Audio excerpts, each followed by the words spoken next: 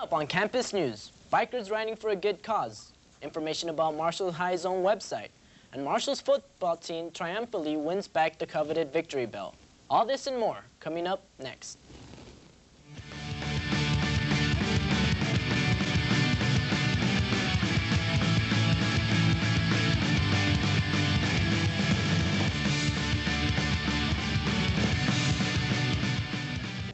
And welcome to Campus News. I'm Angel Science. And I'm Natalie Rivera.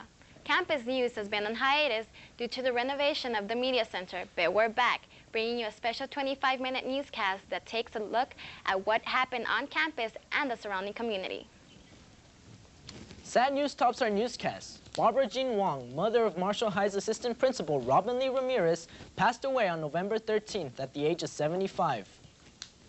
She taught at Los Feliz Elementary School for 23 years and was active on the board of several charitable organizations.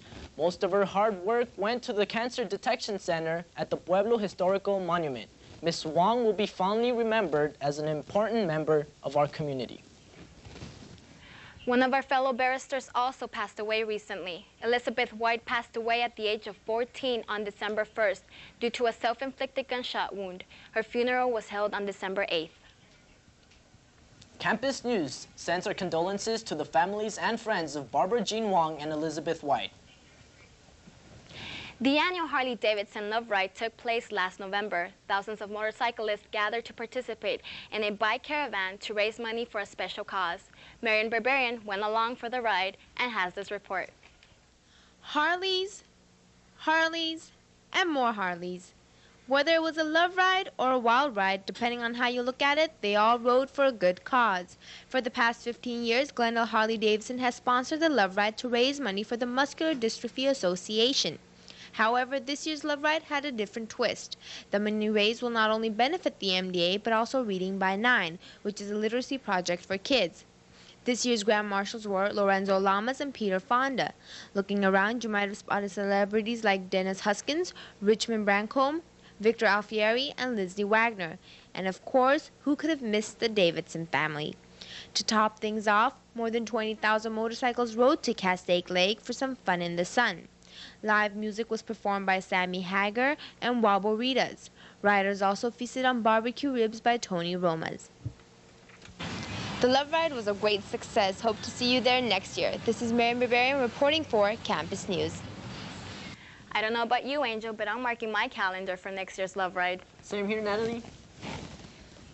Marshall High had its homecoming event late last October. Although Campus News was on break during that time, our cameras were there for the celebration.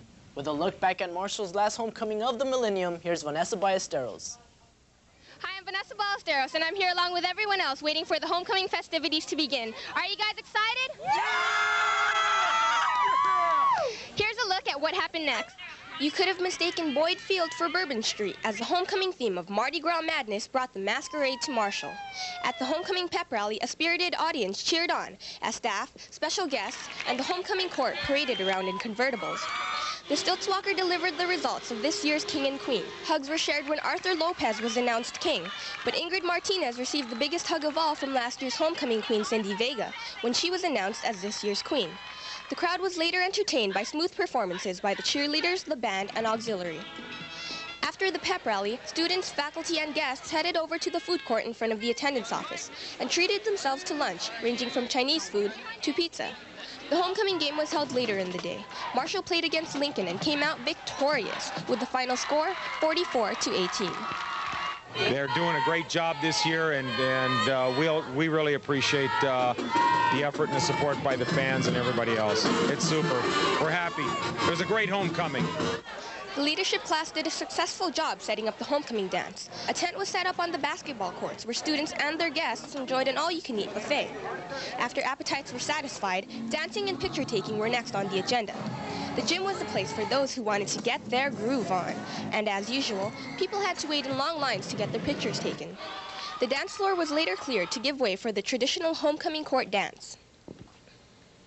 So Natalie, why didn't you save a dance for me? Because my date had a nicer car than you did. But I don't have a car. I have a tricycle. Right. One of our own Campus News members had a night to remember at homecoming. Here's Ethan Adagio with a heartwarming commentary. Good morning, Marshall Barristers. I'm Ethan Adagio with this week's commentary. When I was covering a story for Campus News, my partner and I heard my name called on the outside PA near the attendance office. Then I wondered why my name was called, so I asked a person and they asked me if I would accept my nomination as homecoming prince. While I agreed to accept, I was shocked excitedly. I thought that how could I be nominated for something?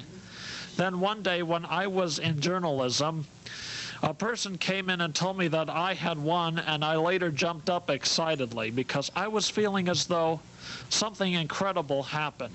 During the homecoming pep rally, the winners of the homecoming court rode in cars, waved at teachers, parents, relatives, and other students as they went. As the B-Track Junior homecoming prince, it was a pleasure because I now realized how much people liked me.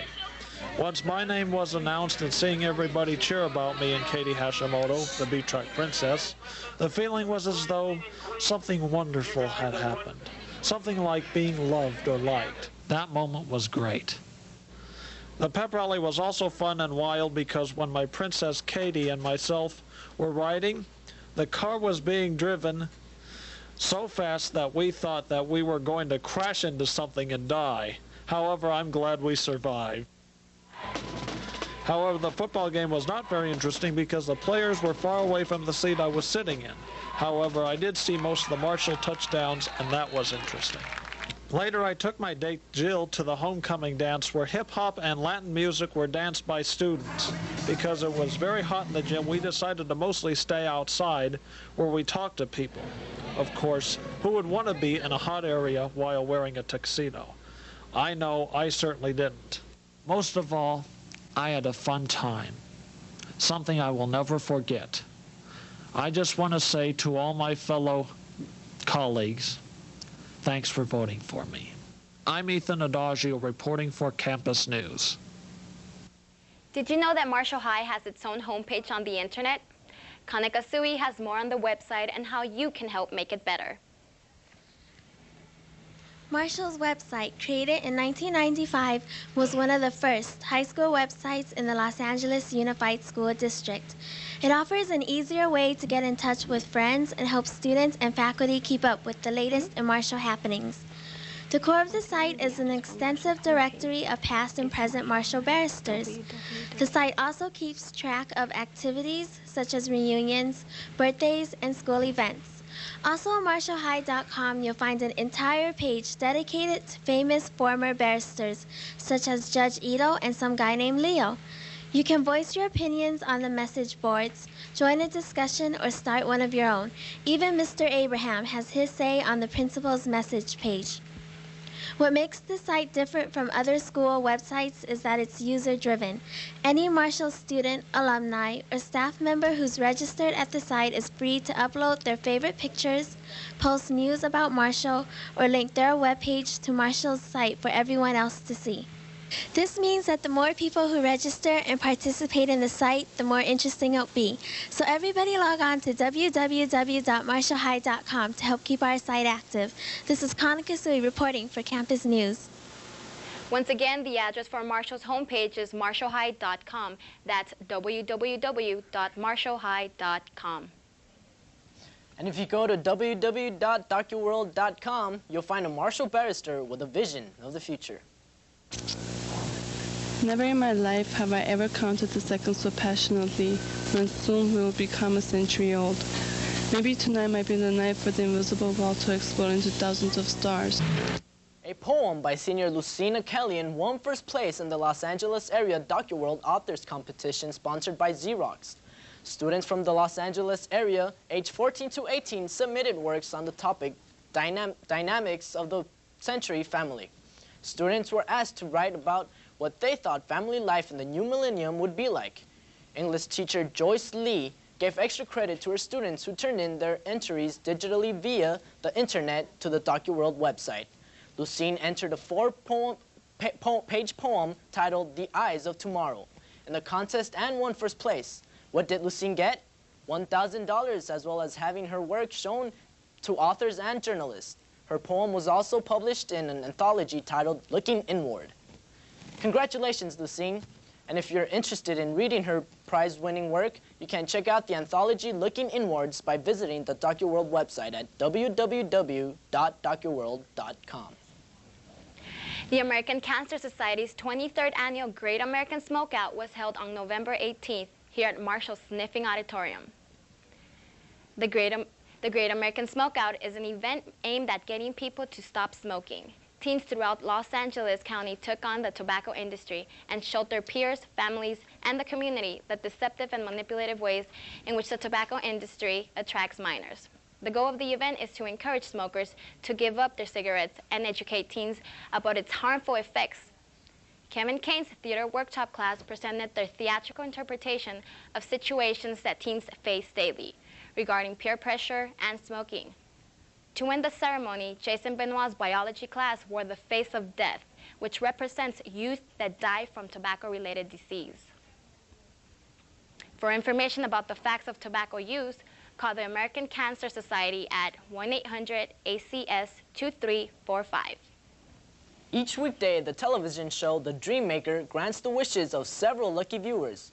One of those viewers happens to be one of our classmates here at Marshall. Navard Kachatrian has more. You'd think it only happens in movies, right? Well, Gina Avalon proves it otherwise. Gina appeared on the Dream Maker show not knowing she had been selected as a Dream Come True winner. Gina was surprised by her teammates and the WNBA player, Sonia Henning. Thanks to Gina's letter to the show, our girls basketball team has new uniforms and new basketball equipment. Congratulations to the entire team. This is Navard Kachatrian reporting for Campus News. The girls basketball team showed off their new uniforms at the Bell game. Congratulations once again. Continuing with our parade of distinguished barristers, Stephanie Ingles went out to profile someone who epitomizes academic excellence here at Marshall. The dictionary defines a genius as one who possesses exceptional intellectual and creative power. We have our own genius here at Marshall. Her name is Susanna Sberlin, and she is our Barrister of the Week. Susanna became the National Merit Commended Student last year when she took the PSAT test and scored in the top 5% of the nation. She scored 1,500 on the SATs and has a 4.3 GPA. She is a member of the mock trial team, the speech team, the swim team, and in our drama club. She's taken 7 AP classes and received a 5 in each of the tests, which is the highest score possible.